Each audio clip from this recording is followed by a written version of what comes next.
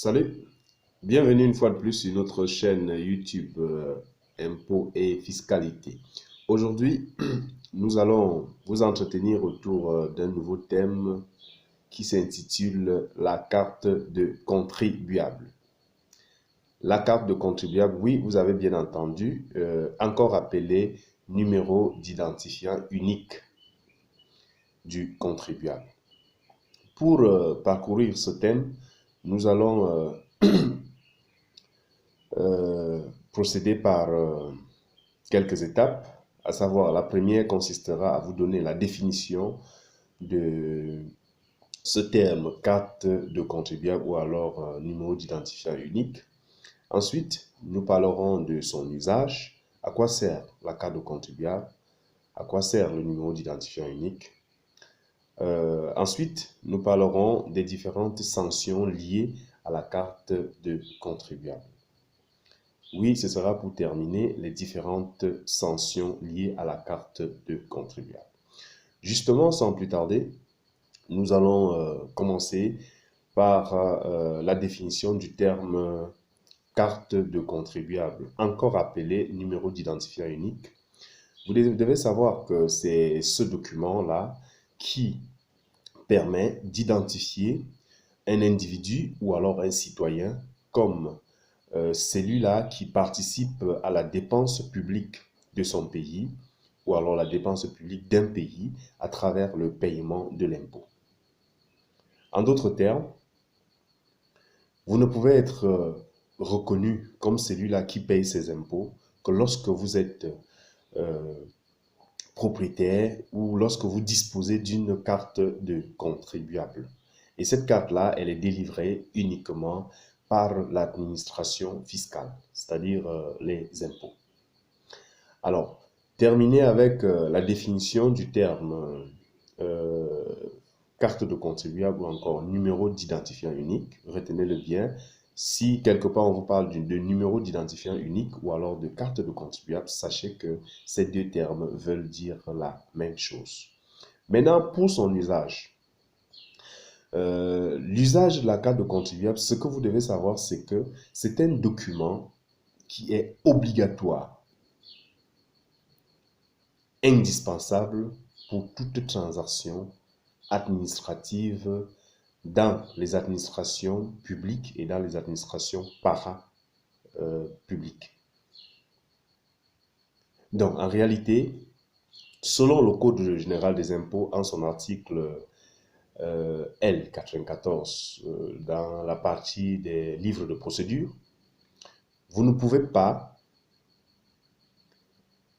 avoir une relation ou alors obtenir un document ou soumettre un document auprès d'une administration fiscale, auprès d'une administration publique ou alors parapublique si vous ne justifiez pas ou alors si vous ne mentionnez pas votre numéro de contribuable ou encore votre carte de contribuable autant pour moi ou encore votre numéro d'identifiant unique.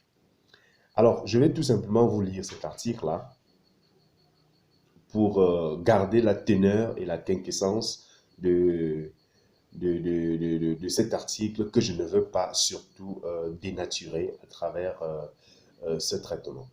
Alors, l'article L94 du livre L94 ter du livre de procédure dans le Code général des impôts dit ceci. Toute personne physique ou morale redevable d'un impôt, droit ou taxe qui sollicite des administrations publiques ou parapubliques un titre, une licence, une certification, une attestation ou un agrément quelconque dans le cadre de l'exercice de son activité, doit obligatoirement mentionner sur la demande son numéro d'identifiant unique et joindre à celle-ci une attestation de non-redevance en cours de validité. L'absence de ce document entraîne l'irrecevabilité de la requête. Alors, vous comprenez que, en réalité, pour que l'administration publique ou une administration parapublique vous reçoive dans le cadre d'un document que vous voulez légaliser, dans le cadre d'un document que vous voulez obtenir auprès de cette administration, qu'elle soit publique ou parapublique, vous devez absolument prouver que vous payez vos impôts. Et pour prouver que vous payez vos impôts, il y a absolument deux documents. Le premier document, c'est le numéro d'identifiant unique ou la carte de contribuable qui fait l'objet de ce thème. Et le deuxième document, c'est l'attestation de non-redevance. En fait, le deuxième que je viens de citer permet de prouver qu'en fait, vis-à-vis de l'administration fiscale, vous n'êtes redevable d'aucun impôt. Vous avez payé tous vos impôts et donc vous n'avez pas de dette. Donc, à retenir pour l'usage de la carte de contribuable, toute personne qui sollicite un service ou un document auprès d'une administration publique ou parapublique est obligée, est tenue de s'y présenter avec sa carte de contribuable. Alors, ne soyez pas surpris si on vous dit, à titre d'exemple, que pour souscrire un abonnement auprès de la société qui fournit de l'eau, qu'on vous demande de produire une carte de contribuable, ça peut être de même pour la société qui fournit l'énergie en électricité.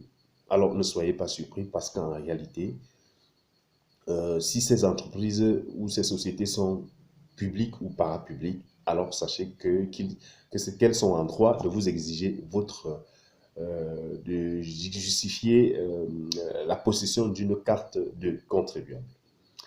Alors, voilà qui est bien dit en ce qui est de l'usage. Et maintenant, nous allons parler des sanctions liées à la carte de contribuable.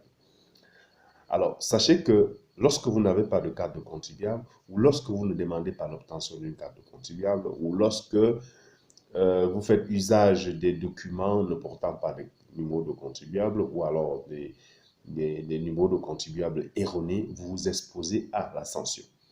Dans cette partie, pour ne pas dénaturer les dispositions des livres de procédure fiscale du Code général des impôts, je vais prendre la peine de vous lire quelques articles qui sont assez précis en termes de sanctions. Ces articles-là, il y en aura que trois, je vais vous lire trois essentiels qui résument les sanctions liées à la carte de contribuable.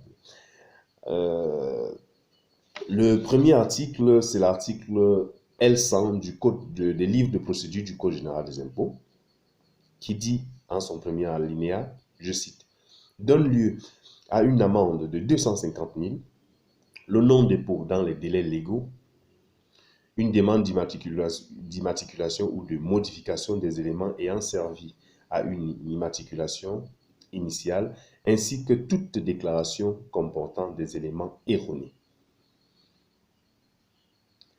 Alors, lorsque vous n'avez pas déposé une demande de contribuable dans les délais légaux, vous êtes passible d'une amende de 250 000.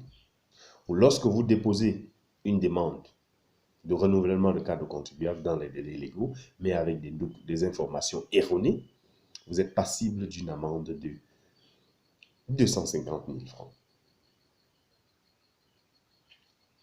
Alors, quelqu'un va me poser tout de suite les délais légaux, ça va suivre dans l'alinéa 4 de ce même article. Je peux vous le lire avant.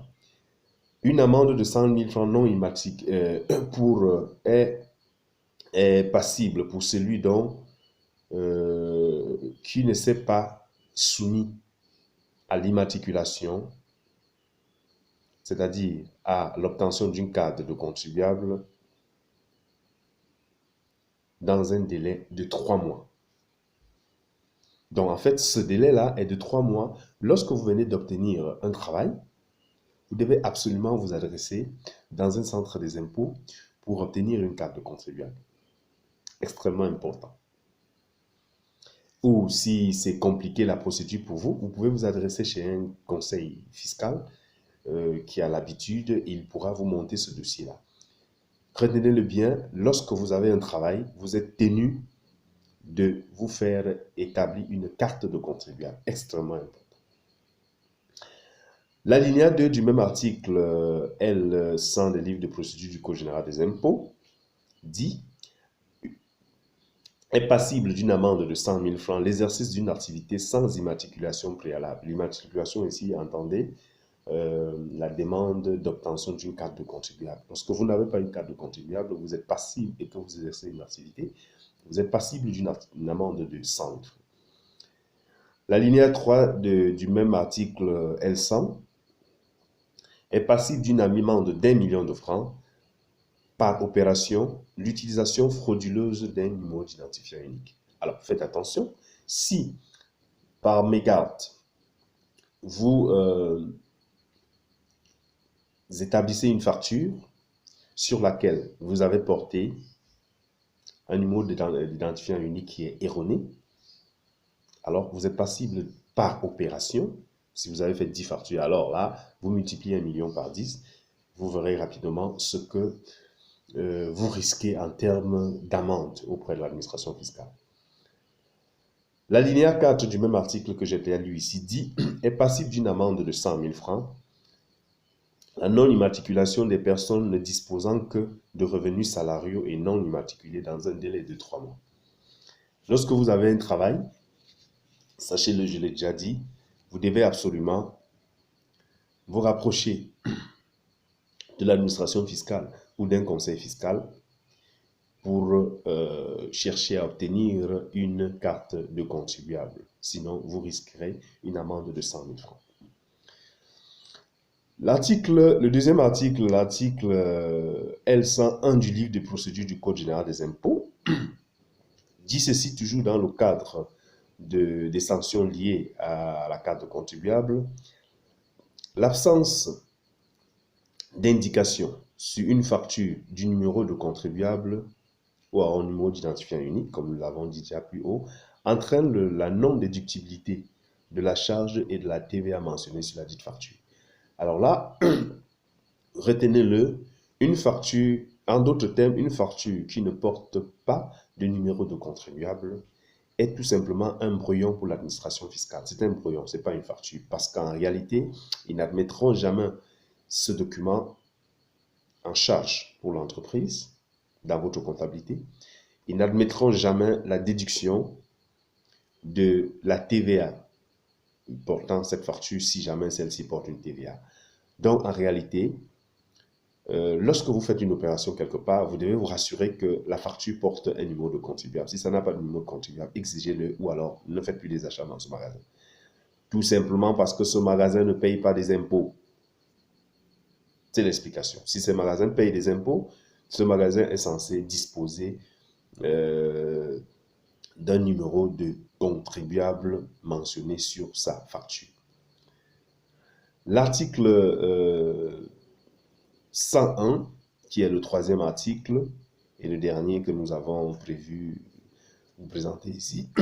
L'article L101 du livre de procédure du Code général des impôts dit, je cite, « Une amende égale à 100% de la valeur de la transaction avec un minimum de 100 000 francs sera appliquée à toute vente de biens ou prestation de services n'ayant pas fait l'objet d'une facturation ou pour laquelle une facturation erronée ou incomplète aura été établie, reçue ou utilisée par un professionnel. »